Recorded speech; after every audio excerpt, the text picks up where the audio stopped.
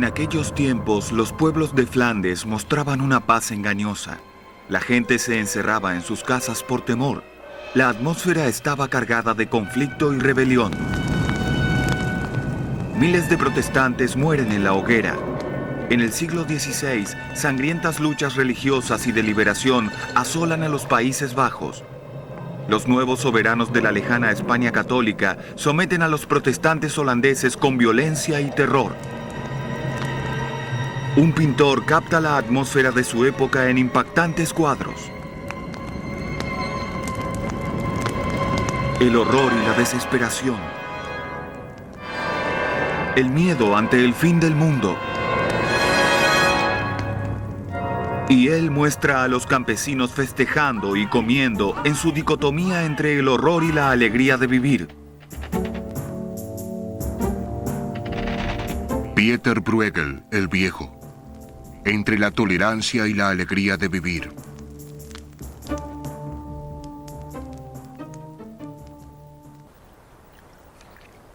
Hasta hoy no se sabe con seguridad cuándo y dónde nació Pieter Bruegel. ¿Era hijo de campesinos del pueblo de Bruegel, como sostiene su biógrafo Karel van Mander, o descendiente de una acaudalada familia de Amberes? Amberes en el siglo XVI. La ciudad portuaria, ubicada actualmente en Bélgica, se convierte en una de las capitales del comercio europeo. Florece el comercio de obras de arte. El joven artista es discípulo de Pieter Coek van Aelst. Aquí también se encontró uno de los pocos documentos sobre su vida. El libro de maestros de la Corporación de los Pintores. Esa renombrada asociación admite a Bruegel como maestro en el año 1551. Debe tener, como sus colegas, 26 años de edad. Comienza a trabajar como dibujante para el comerciante de arte Hieronymus Koch, realizando diseños para los grabados en cobre. Un reloj destartalado. El tiempo se detiene en el dibujo de Sidia, un cosmos de criaturas grotescas.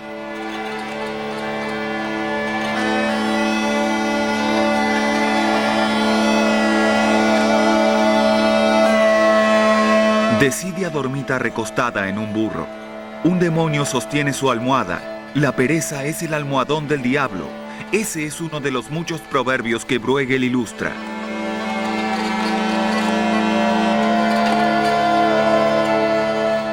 Decidia pertenece a la serie de grabados en cobre más famosa de Bruegel, Los 7 pecados capitales.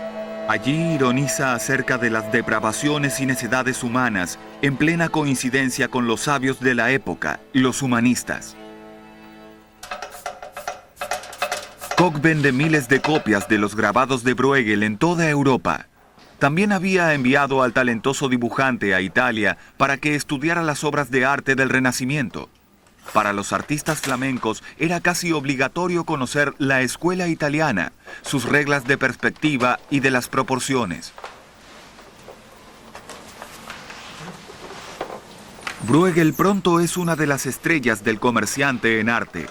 Durante 2 años no hace otra cosa que crear diseños para la producción masiva de Koch. Esta llegó a tener una envergadura semejante a la de los calendarios de arte en la actualidad. Pero entonces Bruegel decide dedicarse a la pintura. En total identificación con los humanistas que caricaturizaban a reyes y obispos al igual que a campesinos, una de sus primeras pinturas pasa revista a la idiotez humana. El cuadro El mundo al revés fue creado en 1559. En más de 100 proverbios holandeses, Bruegel se burla de los seres humanos como necios e insensatos. Con la rigidez de marionetas, responden a los dictados de la estupidez. Los proverbios estaban de moda. A la gente le gustaban esos dichos condensados. Leían estos cuadros como entretenidos acertijos. Quien pretenda trenzar las barbas del Señor y burlarse de él, quién sabe cuánto tiempo querrá soportarlo. Y esa mujer le pone el sobretodo azul a su marido. Eso quiere decir, la bella de rojo engaña a su marido. Allí el techo está cubierto de tortillas. Hoy en día se diría que esas personas nadan en la abundancia.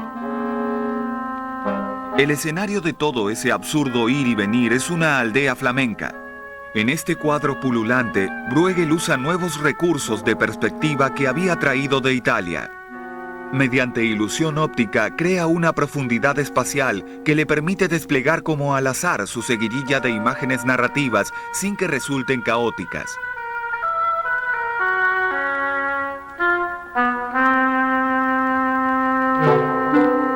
Solo el ancho mar está libre del colorido hervidero.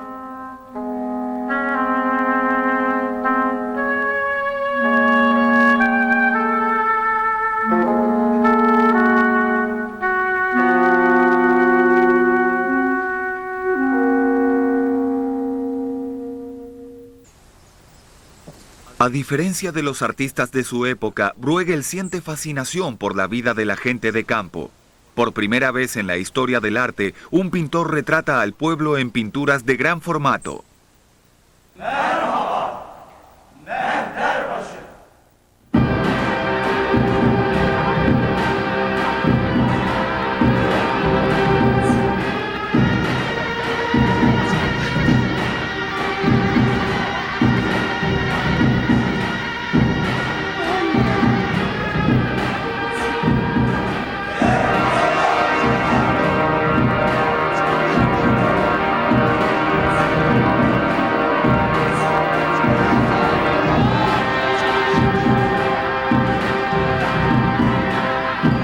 En 1559 pinta El combate entre Carnaval y Cuaresma.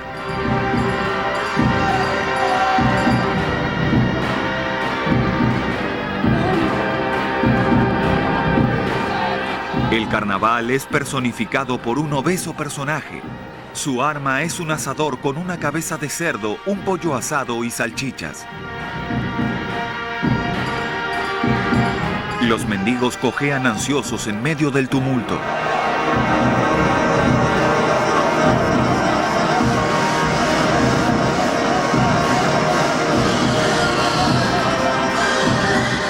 Dentro del año eclesiástico dedicado al ascetismo, el carnaval es una fiesta bizarra y anárquica.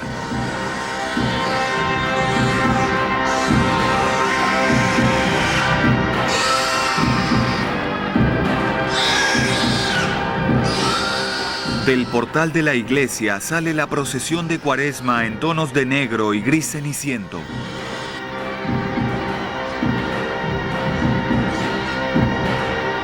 Los fieles reparten limosnas a los mendigos.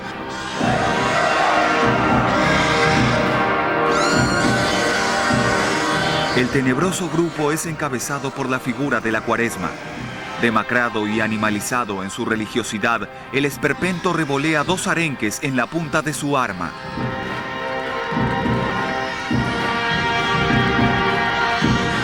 Lívida amargura enfrentada con desbordante alegría de vivir.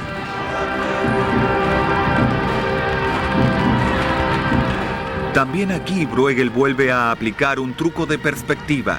Pinta la escena vista desde arriba. Sin que exista una escena principal, va integrando muchos pequeños episodios hasta formar un panorama narrativo del mundo. Esa es una particularidad de composición de su obra.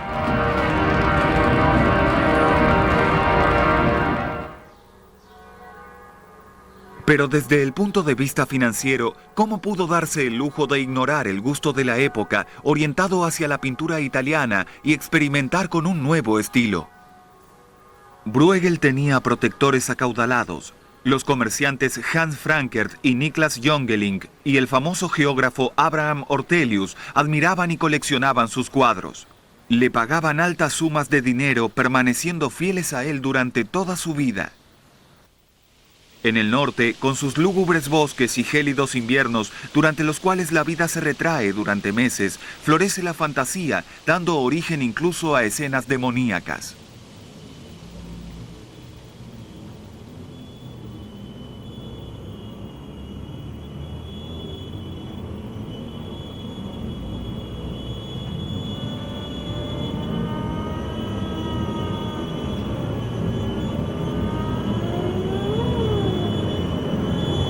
La caída de los ángeles malos es el título de esta obra.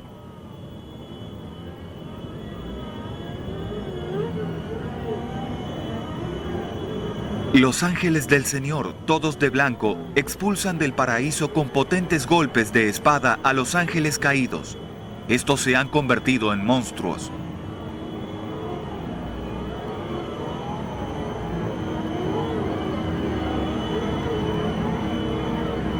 Justamente, los demonios hoy nos resultan modernos. Parecen ponzoñosas reverberaciones del inconsciente.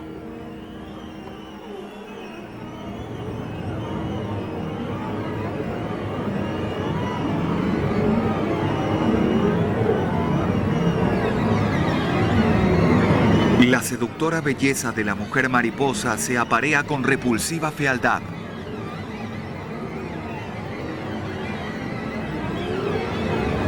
El siniestro hervidero se retuerce y revuelca a los pies del arcángel Miguel. Este tipo de fantasías monstruosas ya habían sido pintadas por Hieronymus Bosch. Pero Bruegel crea una versión propia de la temática tradicional. Su arcángel Miguel tiene aspecto frágil y vulnerable en medio de ese tumulto infernal. No tiene nada en común con los ángeles musculosos que a la manera de Miguel Ángel creaba el entonces pintor de moda, Franz Floris. Magistralmente logrados están los colores luminosos, las estructuras corporales, viscosas, llenas de escamas y aguijones. En España se avecinan conflictos. En 1555, el emperador Carlos V había transferido los Países Bajos a su hijo Felipe II, un católico fanático. En su residencia, el Escorial planea sojuzgar a los protestantes de los Países Bajos.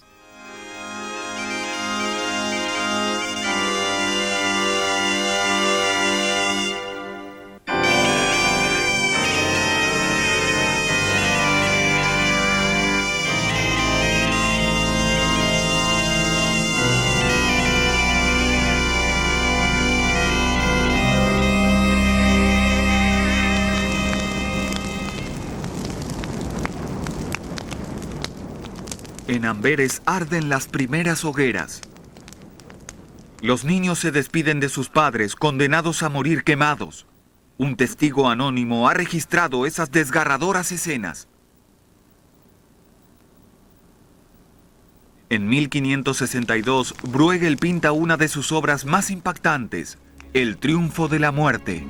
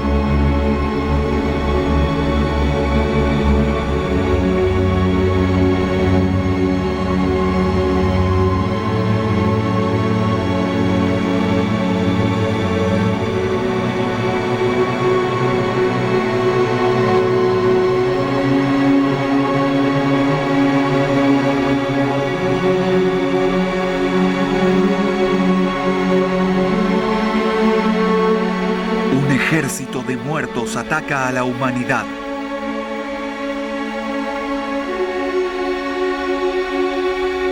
Frente a la muerte todos son iguales, reyes y autoridades eclesiásticas, ricos y pobres, viejos y jóvenes.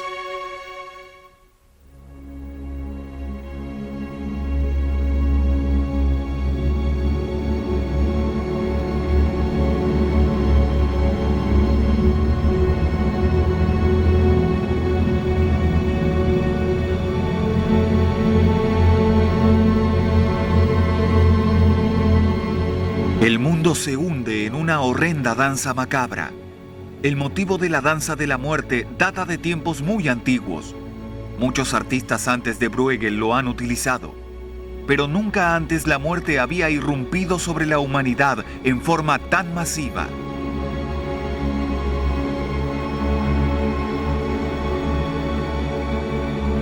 Una imagen que refleja vívidamente la angustia existencial de aquella época.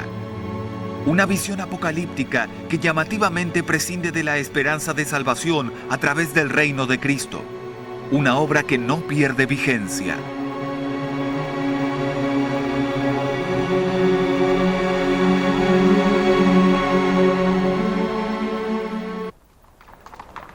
En 1563, un año después de concluido el cuadro, Bruegel se muda a Bruselas, la capital católica de los Países Bajos españoles.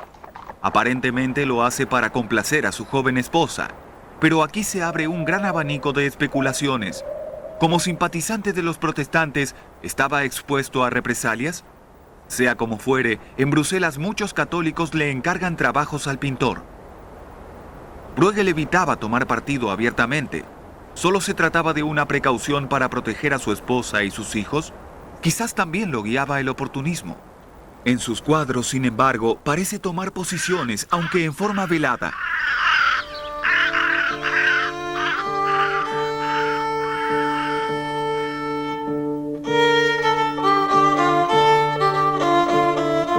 En 1564, Bruegel finaliza el cuadro La Ascensión al Calvario.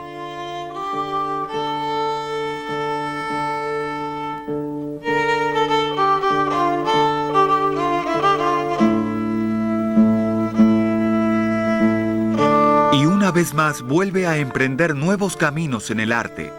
Hasta ese momento la Pasión de Cristo había ocupado indiscutidamente el centro de las obras pictóricas. Pero Bruegel modifica esto.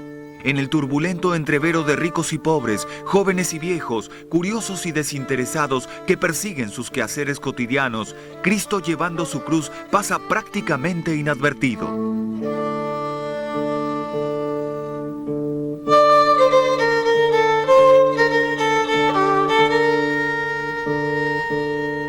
Alegre y despreocupadamente, la gente acude a la crucifixión como a una fiesta popular.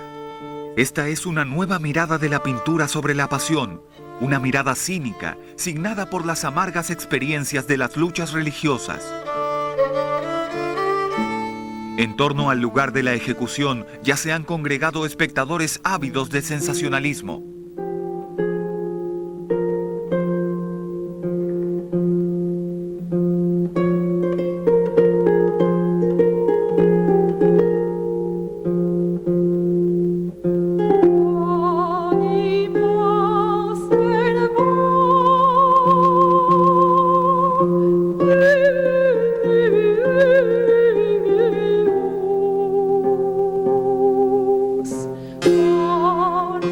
La idea del cristianismo claudica frente a la ignorancia del trajinar humano. Y si Cristo volviera físicamente, lo volveríamos a crucificar una y otra vez. Así lo escribe Sebastián Frank, un pensador de la época de la Reforma. Es un mundo al revés, una aglomeración de necios que no reconoce el verdadero significado de los acontecimientos. Y se sigue matando a los cristianos por su fe. En 1564 también realiza el cuadro Asesinato infantil en Belén. Bruegel traslada el relato del Nuevo Testamento a un pueblo nevado de Brabante. ¿Será que Bruegel con esto anticipa los horrores del régimen de terror de España, hábilmente camuflados bajo la temática bíblica? Un motivo de discusión en la historia del arte que no ha podido resolverse hasta hoy. Algunos críticos ven en muchos cuadros de Bruegel un nuevo lenguaje de imágenes políticas codificadas, precursor de los dibujos políticos. Soldados a caballo con casaca roja, así vestía la policía de los españoles. Mientras tanto, los conflictos se agudizan. En el tórrido verano de 1566 estalla la rebelión en Flandes. En 3 semanas, la muchedumbre enardecida saquea e incendia 400 iglesias católicas. Se voltean las cruces de los altares, Se destruyen figuras de la Virgen y de los santos. Se persigue a las monjas y a los curas. Entonces Felipe envía a Flandes un ejército de 20.000 hombres comandado por el duque de Alba. Este convoca al temido Tribunal de la Sangre. En el otoño del año 1567 arresta a los nobles que encabezan la revuelta, los condes Egmont y Horn. Algunos meses más tarde los hace decapitar en Bruselas. Con el trasfondo de esa tragedia política, Bruegel pinta aquellos paisajes que hasta hoy siguen determinando su fama mundial. Niklas Jongeling le encarga una serie de 6 cuadros mensuales para su mansión en Amberes. Bruegel pinta con óleo sobre tablas de madera de roble estacionada durante 10 años.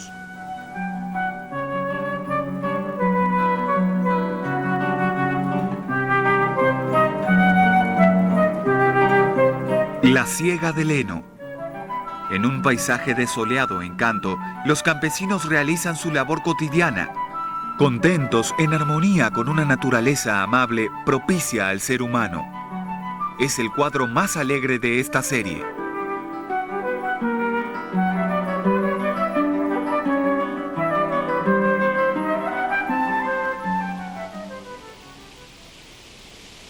Los contemporáneos de Bruegel por lo general solo pintaban paisajes como telón de fondo para los motivos bíblicos. Él prescinde de todo contenido bíblico. Es uno de los primeros en la historia del arte que pinta grandes paisajes por el paisaje mismo, incluyendo tan solo escenas de la vida cotidiana de los campesinos y aldeanos. Con gran esmero, un campesino poda los árboles de mimbre. Otros recogen las ramas.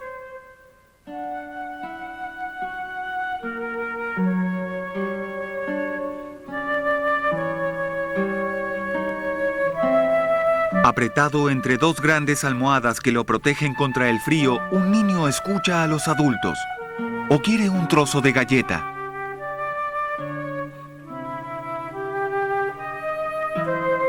Estos dos se encuentran sumidos en una entretenida conversación. El hombre mordisquea la galleta. Bucólicas escenas de un día gris, como se llama la obra. Desde una ubicación elevada, la mirada se pierde en la lejanía. Aquí la familiaridad de la vida cotidiana. Allí, en el mismo momento, muerte y fatalidad. Un barco naufraga en la tormenta y otros 2 se encallaron en la costa.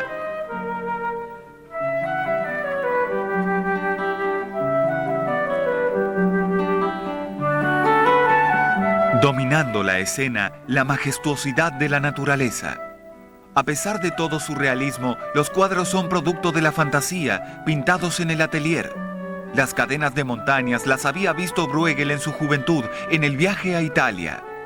Estos llamados paisajes panorámicos constituyen un caleidoscopio del mundo, una metáfora filosófica.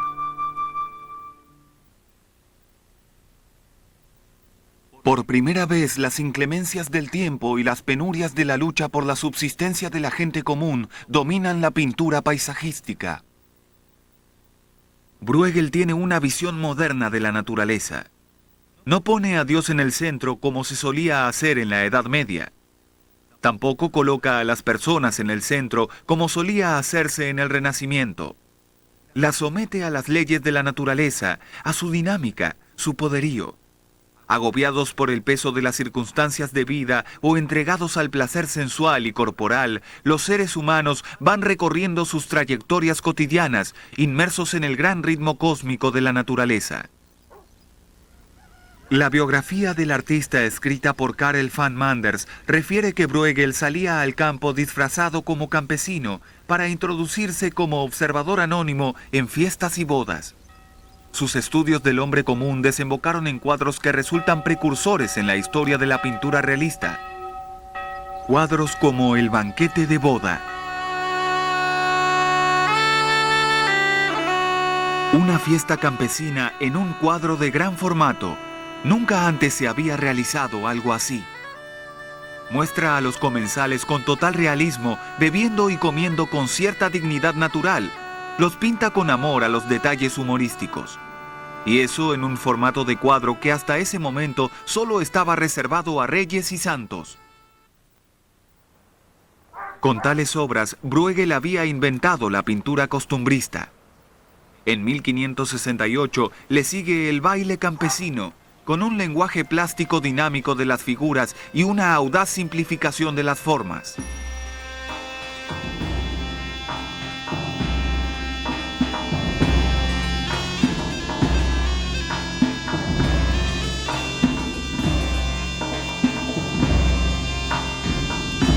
Pero incluso en la fiesta aldeana, las personas no se ven alegres y despreocupadas. Mientras tocan su música y bailan, sus rostros siguen serios, como petrificados por el susto. ¿Son los horrores de la guerra que pesan sobre el estado de ánimo?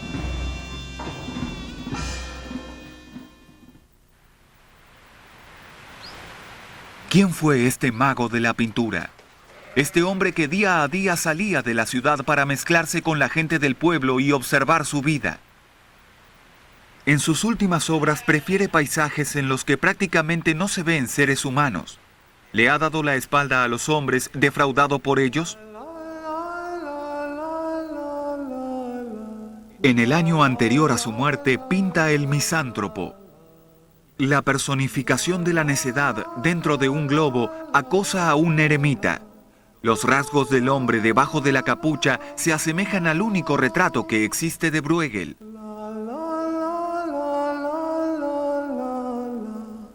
Porque el mundo es tan traicionero, llevo luto.